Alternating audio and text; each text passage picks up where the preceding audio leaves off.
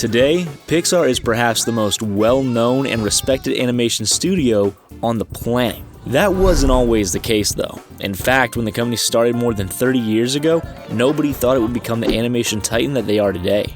In this video, the Binger is going to outline 10 ways that Pixar animation has changed. Some of these changes relate to the drama that surrounded the company for years, and others center on the kinds of movies that Pixar is creating. No matter how you look at it though, Pixar isn't the same company that it used to be.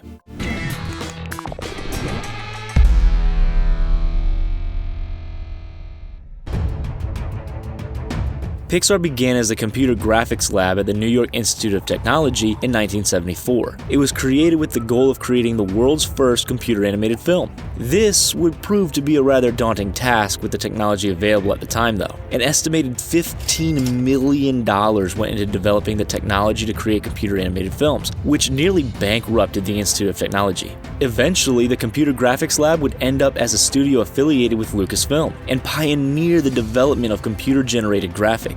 When those running the company realized that hardware was not yet at the point where they could create CG animated films, they turned to making computers that could. The Pixar Image Computer was perhaps the most advanced computer when it launched in 1986, but was an absolute commercial failure. Selling less than 300 units, this hardware was not the game changer the company had hoped for. However, it did allow them to develop the famed Luxo Jr. short, which drastically improved the company's notoriety. Although the most important short film in the company's history is less impressive today, it also demonstrates how far the company has come.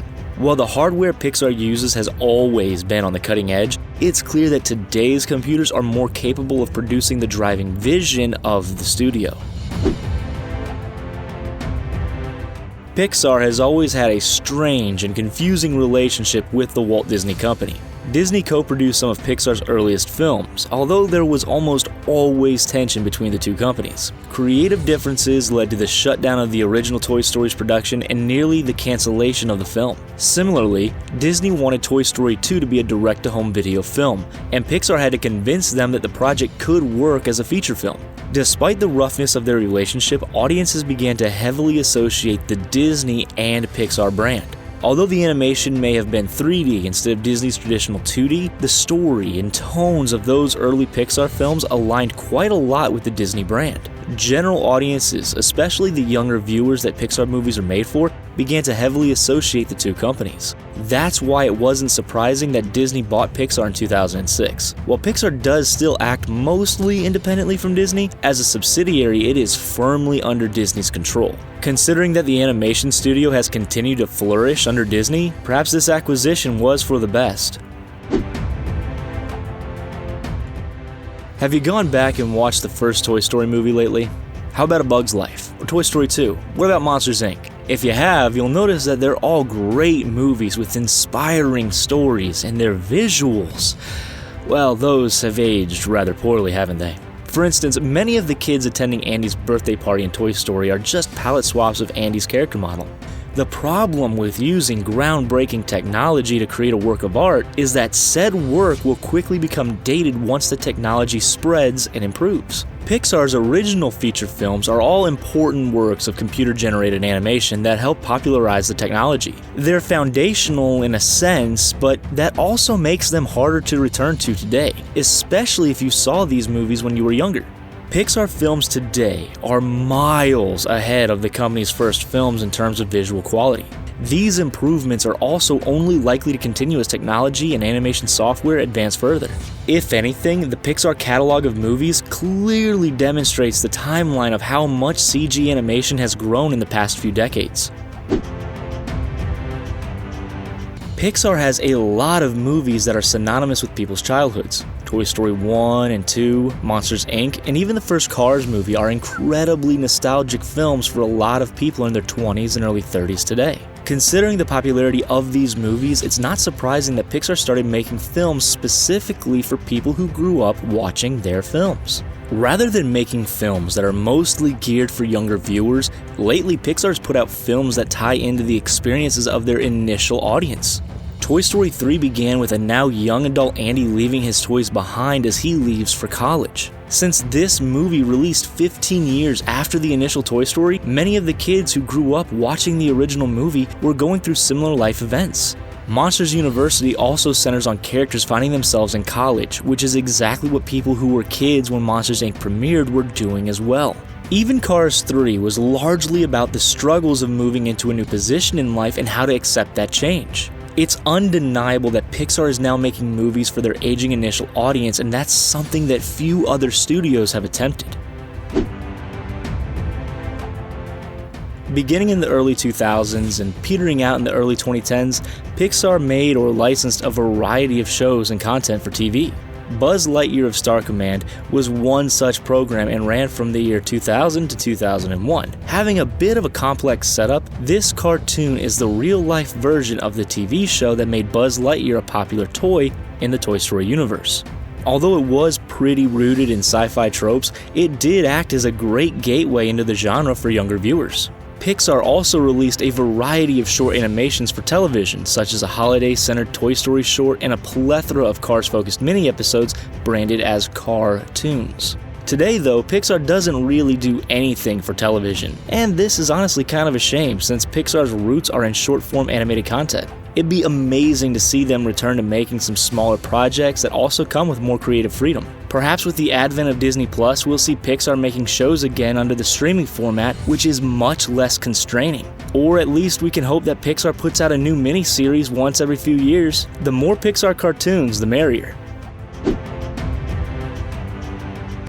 A lot of Pixar movies are rooted in pretty simple concepts that are easy to understand pretty quickly. Like, what if toys had personalities? Or what if monsters really did come out of our closets? Pixar uses these situations to examine real-life ideas that people experience and often struggle with. Like how Toy Story uses anthropomorphized toys to examine the value and finality of childhood. Or how Monsters, Inc. uses humanoid monsters working at a power company to depict the struggle of finding meaning in a person's professional life and how relationships are integral to lasting fulfillment. Of course, the setup of these movies doesn't really make sense if you think about them critically, but creating a believable world was never the point of the Pixar movies. However, Pixar is now spending more time in each of its films explaining the rules of their universe. Following the original movie, the Cars films feature a number of gags centering on how exactly a society made of cars would function, or even came to be.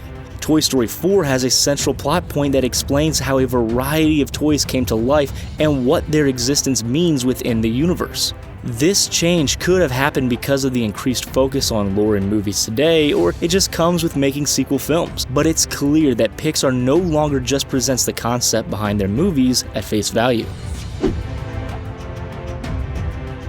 When Pixar was first starting, it wasn't all that difficult to get a job with the company.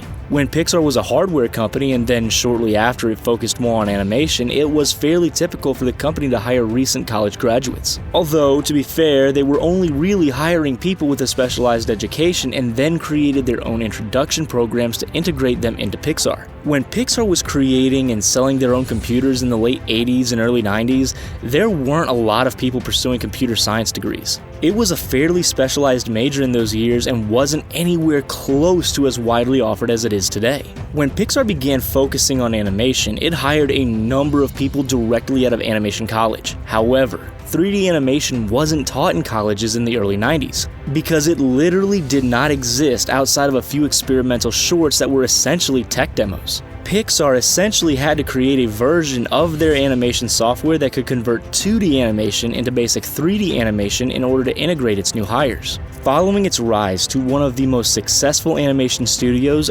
ever and the rapid spread of 3D animation, it's understandably much harder to get a job at Pixar today. Following Disney's acquisition of Pixar, the animation studio started putting out more prequels and sequels than ever before. Yeah, sure, their third ever film was a sequel to Toy Story, but after that they put out a string of original content. Nowadays, just about every other movie that Pixar puts out is a prequel or sequel to one of their prior films. Between 2010 and 2019, Pixar released Toy Story 3, Cars 2, Monsters University, Finding Dory, Cars 3, The Incredibles 2, and Toy Story 4. That's 7 films connected to an existing property within the span of almost a decade. Prior to Toy Story 3, Pixar had only made one sequel or prequel in its 14 years of making feature films. Rightfully or not, a lot of the blame for Pixar turning into a bit of a franchise machine goes to Disney. Many believe that the House of Mouse pressured Pixar into creating more marketable franchises instead of pursuing new and original ideas with each of their films. For what it's worth though, this era of mostly prequels and sequels from Pixar may be over soon. The original movies Onward and Soul are slated for release in 2020 and may return Pixar to the habit of producing wholly unique films. To say Pixar was an underdog while it was developing the first Toy Story movie, that would be an understatement. They were pioneering a new technology and animation style that no one had tried at this level before. Audiences could have hated the CG animation, or seen it as vastly inferior to more traditional animation styles. Now, granted, Pixar did have the backing of major companies like Disney and notable names like Steve Jobs, but it's clear that these entities were merely investing in the company. If they weren't staking their futures on the success of Pixar and computer-generated animation, but instead treated it like a pet project that could one day provide greater returns. Today, Pixar is one of the most established names in animation with one of the best track records of any major movie studio. They only ever had one major critical flop in Cars 2, but even that movie made back more than twice its budget in the worldwide box office. Pixar is the first company that comes to a lot of people's minds when they think of animation today. In the span of 30 years, the company went from being physically unable to realize their vision to a leader in the animation medium. That's maybe the biggest change that any company can go through. What do you think about the rise of Pixar and how the company has changed? Please let us know in the comments section down below. While you're there, be sure to like this video, subscribe to The Binger, and hit that bell icon so you can catch up on all of our upcoming videos.